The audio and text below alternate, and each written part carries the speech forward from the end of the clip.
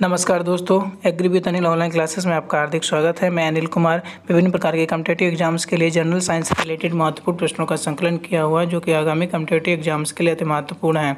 जैसे कि दोस्तों, आगामी competitive exam super TET, NTPC, लेखपाल, एमएन, यूपीएसआई और अदर कॉम्पिटिटिव एग्जाम्स के अति महत्वपूर्ण क्वेश्चन संकलित हुए हैं। दोस्तों, यदि आपने हमारे channel Agri with Anil online को सब्सक्राइब नहीं किया तो चैनल को सब्सक्राइब कर लीजिए तथा बेल आइकन को दबा दो, जिससे कि आगामी वीडियो की नोटिफिकेशन आप तक प्राप्त हो सके। पीडीएफ के लिए आप हमारे टेलीग्राम चैनल को ज्वाइन कर लें, एग्री विद अनिल टेलीग्राम को ज्वाइन कर लें। क्वेश्चंस की तरफ चलते हैं दोस्तों। सर्वप्रथम गुरुत्वाकर्षण के विषय में किसने बताया था? सर्वप्रथम गुरुत्वाकर्षण के विषय में ब्रह्मगुप्त ने बताया था। ब्रह्मगुप्त ने सर्वप्रथम गुरुत्वाकर्षण के बारे में बताया था। गुरुत्वाकर्षण को कैपिटल जी से प्रदर्शित करते हैं। गुरुत्वाकर्षण बल का नियम जो है न्यूटन ने अपनी किस पुस्तक में लिखा था? गुरुत्वाकर्षण बल का जो नियम था न्यूटन ने अपनी पुस्तक प्रिंसिपिया में लिखा था। किस में लिखा था? प्रिंसिपिया में लिखा था। गुरुत्वीय त्वरण जी का मान क्या होता है? गुरुत्वाकर्षण को कैपिटल जी से प्रदर्शित करते हैं, जबकि गुरुत्वीय त्वरण जी जो होता है उसको स्मॉल जी से प्रदर्शित करते हैं। तो गुरुत्वीय त्वरण जी का मान कितना होता है? गुरुत्वीय त्वरण जी का मान जो होता है 9.8 मीटर पर सेकेंड स्क्वायर होता है।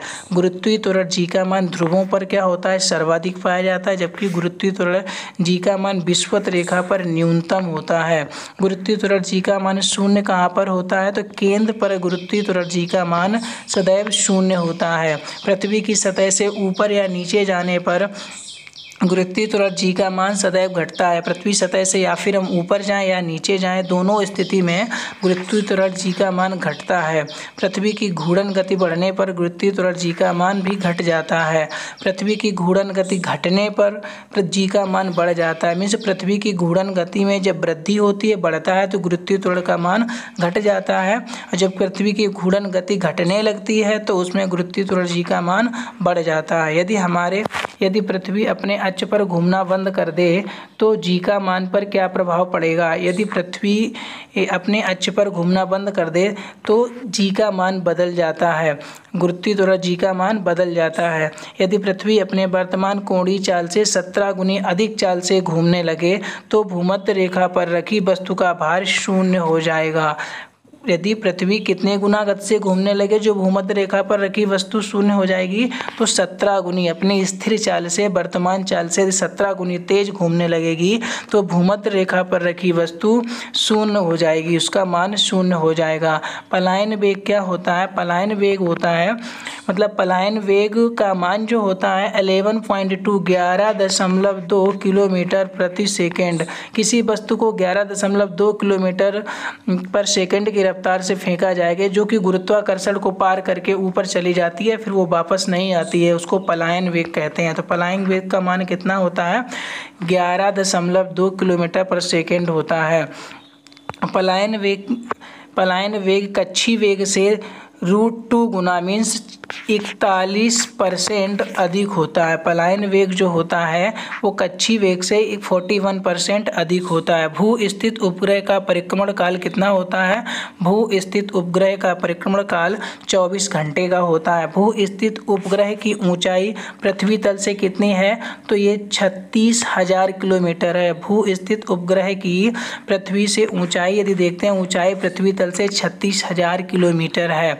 4 डिग्री सेंटीग्रेड ताप पर जल का घनत्व सबसे अधिक व आयतन न्यूनतम होता है। किस टेम्परेचर पर जल का घनत्व सबसे अधिक व आयतन न्यून होता है? तो 4 डिग्री सेंटीग्रेड टेम्परेचर पर जल का घनत्व सबसे अधिक तथा उसका आयतन न्यूनतम होता है। 0 डिग्री सेंटीग्रेड 0 डिग्री से नीचे तापमान पर जल का आयतन अधिकतम एवं वाष्प एवं घनत्व न्यूनतम होता है। मीन्स बात करते हैं, यदि जल से 0 डिग्री सेंटीग्रेड से नीचे की बात करते हैं तो तापमान पर जल का आयतन जो होता है वो अधिक होगा, लेकिन घनत्व कम हो जाता है। सामान्य जल का घनत्व कितना होता है? सामान्य जल का घनत्व जो होता है 997 ग्राम पर सेंटीमीटर क्यूब होता है। 997 ग्राम प्रति सेंटीमीटर क्यूब होता है। बर्फ का घनत्व कितना होता है? बर्फ का घनत्व होता है 0.9 ग्राम पर सेंटीमीटर क्यूब होता है। 0.9 ग्राम प्रति सेंटीमीटर क्यूब होता है। घन सेंटीमीटर से बोलते हैं। वस्तु का घनत्व क्वेश्चन इसमें आता है, यदि वस्तु का घनत्व और द्रव्य का घनत्व इससे रिलेटेड देखते हैं कब वस्तु डूबती है और कब वस्तु तैरती रहती है। यदि वस्तु का घनत्व अधिक होता है, यदि वस्तु का घनत्व अधिक होता है और द्रव का घनत्व कम होता है तो वस्तु हमेशा डूब जाएगी। ऐसी स्थिति में वस्तु डूब जाएगी।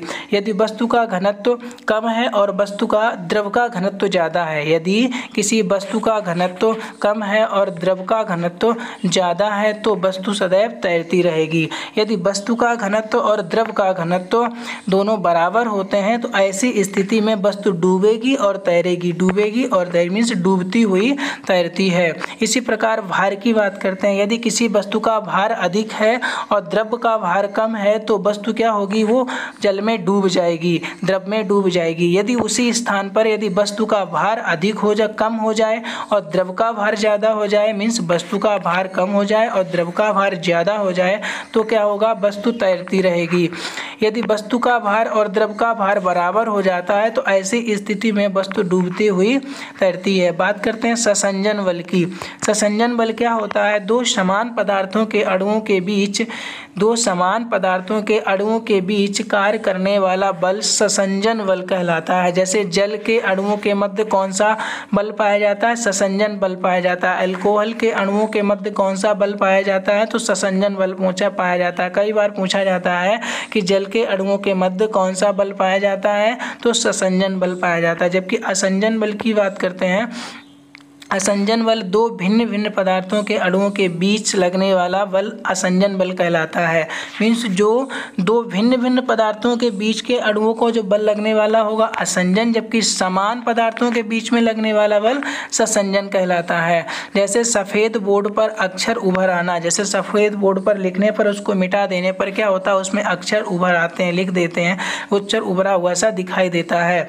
इसी प्रकार से जल द्वारा फर्श पर भिगोना, जल को फर्श को भिगो देने पर भी वो उछला हुआ एकदम दिखाई, जल द्वारा फर्श को भिगोना, बोर्ड पर सफ़ेद बोर्ड पर अक्षर का उभरना, ये किस बल के कारण होते हैं, तो ये असंजन बल के कारण होता है। डायरेक्टली क्वेश्चन पूछा जाता है कि सफ़ेद बोर्ड पर अक्षर का उभर आना, जल द्वारा फर्श का भिगो देना, ये किस बल के कारण होता है, तो असंजन बल के कारण होता है।